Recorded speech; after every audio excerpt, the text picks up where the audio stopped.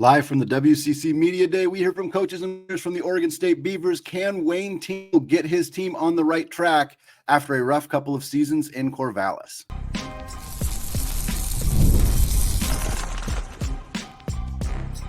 You are Locked On College Basketball, part of the Locked On Podcast Network. Your team every day.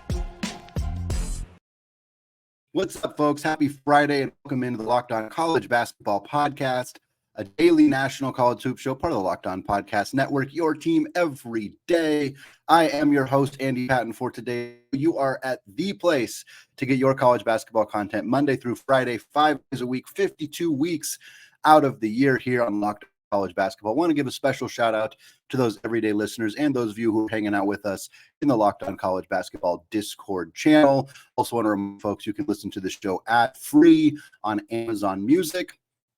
Today's episode is also brought to you by FanDuel. Folks, place your first $5 bet and you will get started with $200 in bonus bets guaranteed. Visit FanDuel.com to get started. Well, you probably hear it in my voice, folks. It is a little bit out. That is because on WCC Media Day Thursday, I spoke with 7 WCC coaches and over 20 WCC players talking about this upcoming season, the additions of Washington State and Oregon State into the WCC, the preseason projections. Gonzaga's number 1, St. Mary's is number 2. We're not surprised there. San Francisco did pick up a first place vote, bit of a surprise there. We tried to find out which coach voted for San Francisco number 1. We did not get any confirmed answers there. Had tons of fantastic conversations. It was an absolute blast of a day. We're going to be cutting out some of these clips over the next week or so as we get some opportunities to hear from coaches like Wayne Tinkle at Oregon State, who's who we're going to hear from today, David Riley at Washington State. We heard from Earl Watson, a new assistant coach at San Diego. We heard from Chris Gerlison in San Francisco. Did hear from Mark Few, Randy Bennett at St. Mary's, Stu Jackson, the WCC commissioner as well. So lots of fantastic conversations as we look to what should be one of the more exciting mid-major conferences in college basketball this upcoming season. For today's episode, we're cutting out clips with Wayne Tinkle, the head coach of the Oregon State Beavers, as well as DeMarco Minor, a transfer guard they added from Chicago, as well as Mikey Rataj, who is a German player entering his senior year for Oregon State. So a handful of different conversations there about what's going on with this program, how excited they are to be in the WCC for short term, the matchups they're most looking forward to in conference play, how Coach Tinkle rebuilt after that that Elite 8 run a couple of years ago, why they're looking forward to this season. All sorts of fantastic conversations here. Check it out here from live from WCC Media Day on Thursday. All right, joined now by one of the newest teams in the WCC here, the Oregon State Beavers, joined by Coach Wayne Tinkle here, as well as Mikey and DeMarco. Guys, thank you for hopping on. Looking forward to an exciting season. And Coach, we'll start with you. Just the initial reaction to finding out the WCC was the likely option for the team to kind of be housed for the next couple of years. And, obviously knowing it's a very competitive basketball league, what went through your head knowing that those were the new teams that you were about to face for the next couple of years and how that was shaking out? Yeah, obviously very excited. I mean, we were kind of dangling in the wind there for a little while, not sure about our future. And then, we knew there was talk about the Mountain West WCC. I thought it was great being a school that's on the West Coast to be in a league that's predominantly on the West Coast, travel purposes. And then when you get into the kind of meat and potatoes of the conference, it's a great league. I think they've done a tremendous job strengthening the league, especially the top half. And so we thought it was a great spot for us to go with what we have in front of us. I mean, that's what we had to think of first and foremost. We've had some years that we're trying to rebuild. We struggled a few years ago after our Elite 8 run. And so it was about us putting together a team that we thought could get us back to our winning ways, chasing championships and trying to get to the NCAA tournament. So we're in a very legitimate league that with now the dissolvement of the Pac-12, we feel will turn into multiple bids, not just one or two from which they've had here historically of late, but to where, maybe you're talking 3, 4, 5. And so we want to be in that discussion for sure. First and foremost, we got a lot of work in front of us, but to answer your question, obviously we're very happy to be in the WCC. Mikey, for you as somebody who's not new to the program, obviously, what was for you the same kind of question? Knowing you're going to the WCC now, you're going to be you're not facing Oregon and USC and UCLA, but you're facing Gonzaga and St. Mary's and San Francisco and these teams. Kind of what went through your head and how are you feeling kind of coming into this year with this new league and the new teams you guys are going to be playing? I just want to go out there and compete every day. Mm-hmm. So I don't really care that much if I play against Oregon, UCLA, UC, or if I play against Gonzaga and St. Mary's. Mm-hmm. I always want to go out there and win. And again, like Coach Tinkle said, I think the WCC is going to be a good conference for us to prove that we belong in there and play along with all the school teams on top too. Overall, I think it's going to be a great experience over there. DeMarco, what brought you to Corvallis? What brought you to this program, to this team, and how excited are you to get going here for this upcoming season? It's basically it's built on winning. Coach Tinkle is a winner. Haz is a winner. Yeah. Everybody part of this program and history is our winner. So there's nowhere else I want to be. Mm-hmm. So I feel like this year we're gonna get back to Coach Tinkle's old winning ways, and the results gonna show itself. So a lot of roster turnover. As we see in just the transfer portal era. Frankly, it's always very few teams that aren't having 3, 4, 5, sometimes 8, 10 different players turned over. So for you two in particular, coming into this year with some returning teammates, some new teammates, how has kind of that gelling process been as you've kind of gotten familiar with your teammates and those of you adjusting to a new system? Kind of how has that process been as we are now just a couple of weeks out from the start of the season? It's been pretty good. We all came here with the same idea, like Polo said, we got people from all over the world, kind of. Yeah. But they all came here to bring back the winning ways of Coach Tinkle, like Polo said. And we all love playing basketball, and we all are brothers to each other. The coaching staff did a great job finding the right personalities to build this team. Mm-hmm. And I feel like we have a great group of guys. Yeah. So it's just a great time, great team to be around. I really put the pressure on me and Mike and some of the older guys like Parson and Matt. We got a lot of college experience, so if the guys is not playing how we're supposed to, it's up to us. The coaches can only do so much. Mm-hmm. I feel like I just put the pressure on us as leaders. If we say we're leaders, we got to lead the pack in the right way. How did Coach Tinkle the transfer portal when joining a new league? We're going to discuss that and more, all coming up in just a second. But first, guys, have you ever felt like you need just a little boost in the bedroom?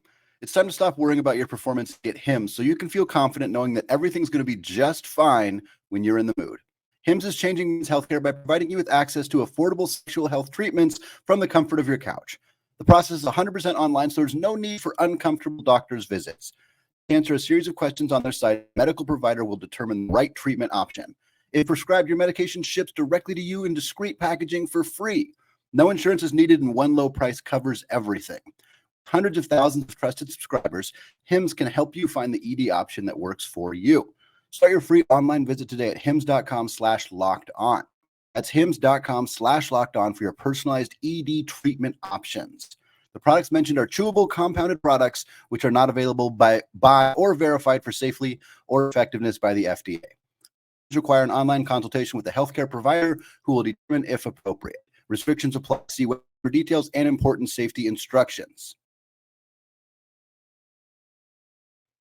All right, folks, welcome back. Continuing our conversation here with Coach Wayne Tinkle, as well as Mikey, Rataj, and DeMarco Minor, talking about this upcoming season for Oregon State, as well as how Coach Tinkle navigated the transfer portal and the kind of process of getting a lot of new players into this system and how these two players have helped get that process going and get this team ready for an exciting season for the Beavers in the WCC. Check it out.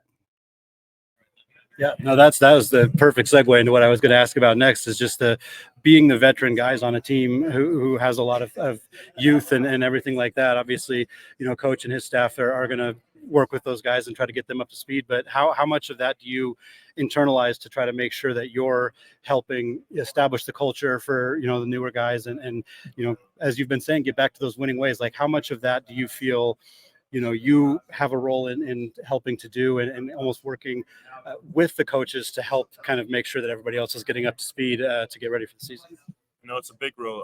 It's important to have a good communication between the coach, assistant coaches, and us two, and other leaders in the team, just to know what we want to do, what we want to accomplish. Yeah. I know Coach Tinkle since 2 years now, so you exactly know what he expects from us, how he wants us to play. And the addition of Polo, he's a great guy. I would always say he's a little bit more strict than me. Yeah, he's the guy who's grabbing them by the shirts and stuff. Yeah. But I think that's really good. Yeah. And so, yeah, like Paul said, we just got to be great leaders out there and help them, especially new guys, figure out how we want to play and just make sure we get them back to those winning ways. Just basically knowing Coach Tinkle like the back of my hand, so I can just instill in the guys. I'm around them 24/7, so I feel like if I can think like how Coach thinking on a day-to-day, then I can just translate it to those guys, just being around them as well.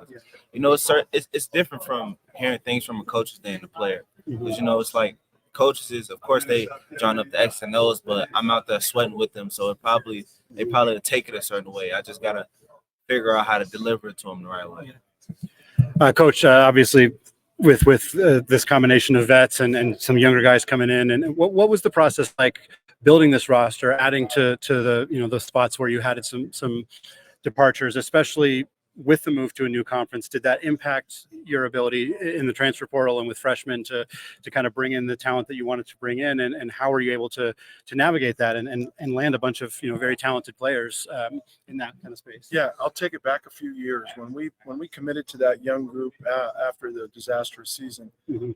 One, we didn't really have any money in our collective. Yeah, we were just. Was a little slow to get the involvement going, even though we had guys working their tails off in the collective. So we said, shoot, we suffered losing our culture. We don't have money. We're not about a quick fix. It's just not who we are. So we committed to a really young group. I think we brought in 8 freshmen. After 2 years, we knew we were going to take it on the chin. Sure. We let these guys play through mistakes, which really helped their development. We lose 2 of our key guys. And then there was a handful that we didn't think were quite to our level that we suggested find a level that, was more conducive to them having bigger roles. Right. So that's kind of the process we went through. And then we had an opportunity to retain a guy like Mike through the collective. He committed to getting us back to our winning ways. That's why he came here. He was appreciative of the fact that he played so much. I think he played 25 minutes a game as a freshman. Didn't have to look over his shoulder if he made a mistake. And so we knew with him on board, now we said, where do we go from here? Okay, he's our guy we're going to build around. We knew we needed a point guard that was a consummate point guard. It was going to be an extension of me. Tough, skilled, vocal, right? And we found DeMarco. Right. And he was on board. Then we said, hey, we weren't able to really score in the paint last year. We had really good face-up guys. We had some skilled bigs that could play away. And we went and found Parsifala. An interesting story for another day, but we got Matt Marsh, who's from England, who my new assistant, Chris Haslam, who came from Utah State, was well aware of. Yeah. Kind of waiting in the wings, never got an opportunity there, but the kid's a stud. 7'1", 30-some inch vertical, benches 360. Going to be able to control the paint a little bit like Drew Eubanks, Kyler Kelly-esque. And so we addressed the interior scoring, defense, and rebounding, which have been weaknesses of ours. We went and found some young internationals, guys that are going to have to follow in his footsteps when he's gone. Maxime Lowe, who's a specimen from France. Johan Munch, really skilled 7-footer from Denmark. And then, of course, we have Thomas Endong and Gavin Marsh, who were freshmen last year and got a little experience. As deep as I've ever had it in the post. But we knew we needed shooting. I mean, last year we really only had one consistent shooter. Mike's going to get back to the way he shot it his freshman year because he's healthy. We got Isaiah Sy, who shot 48%, I think, in junior college with over 90 makes. So, it was a good test. Yeah. Nate Kings, who blew his knee out a year ago and missed this past season. He's healthy now. I mean, how good is his stroke? He's at College of Southern Idaho, he shot about 44% from 3.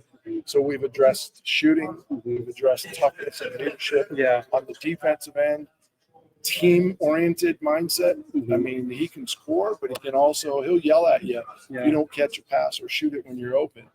We haven't had that, in a while. So we haven't had that kind of a dynamic point guard maybe since Ethan. Ethan was a guy that could score it and distribute it. And so we've added all of those pieces with the toughness, maturity, experience, and then that balance of youth. JQ is going to be another guy as a freshman. He's a bucket getter. Mm-hmm. And he takes some ill-advised ones, and he loses focus and will screw up a play. Mm-hmm. And we're going to yank his ass like we do all young kids. But I've already told him, I'm not going to take away your mentality of getting buckets, but you got to learn. He's going to figure anything. We didn't even mention like Josiah Lake, who was a walk-on and played 14 minutes from Tualatin. Yes, my hometown. Earned the Scully. Has been unbelievable, and this guy's been pushing he and DeJohn Craig every day.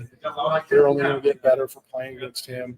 So we just feel like our depth, our balance of experience and youth, it's going to be a fun ride. And we haven't suffered a tough loss yet. We haven't had to handle success after a big win. Right. And so those are the things that we'll lean on these two guys as we move forward and continue to build, because when we have what we need, we've always, whether it be at Montana or Oregon State, peaked when the time's right in March and made the incredible runs that we had.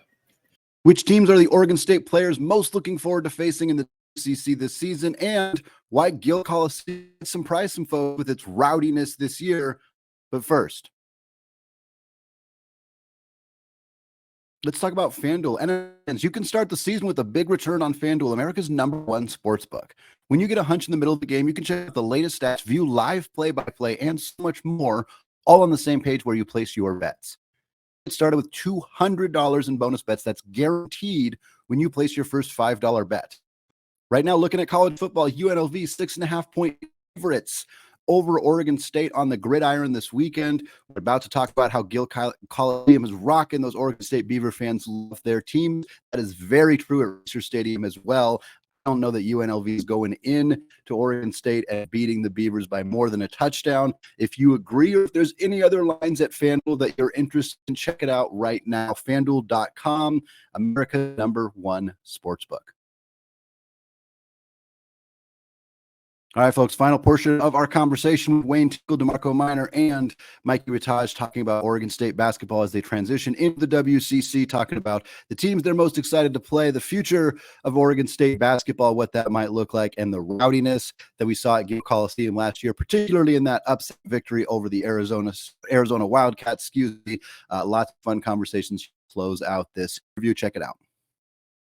How depth is so important in terms of not just like on the actual court during games. I think that's what a lot of people think about, but in practices, like if your team is got health issues and you only have 9 guys, or you have some of your walk-ons scrimmaging against you, it cannot elevate your game as much as you might want if you have 10, 11 scholarship players all healthy and contributing. And I know some of the other coaches have talked about that. How has that, I know you weren't here last year, but how has that elevated the practices to be able to have this extra level of competition in practice, because you have that extra depth and that a bigger amount of players to kind of go up against? Like Coach said, we have a really deep team. We got, how many players? We got 16? 16 players. Yeah. He said we got skilled freshmen. We got great leaders, Paulo, Pasa, Matthew, old guys. I mean, it's really competitive. If you come watch practice, everybody's going at it. Everybody knows how it is. Everybody want to play. We got a lot of people. We are deep, so we all want to play minutes. So we all going at it.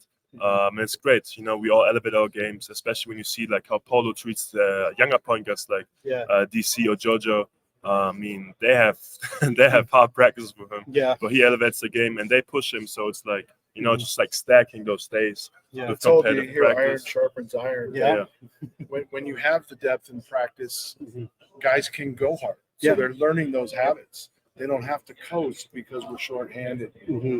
This guy, both of them, we have to beg them to come out and sit some reps. But the neat thing is, when you have those kind of numbers, even if you got to throw a walk-on out for a couple of possessions, guys are learning that they got to go hard every rep.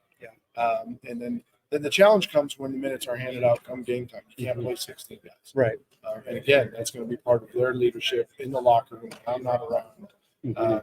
And really, we have a big sign on our wall right outside our elevator in our practice facility. It says, "Earn what you get." And it's always funny if it's rarely do parents call, but the kid comes in, "Hey, we got video. You want to watch practice?" Yeah.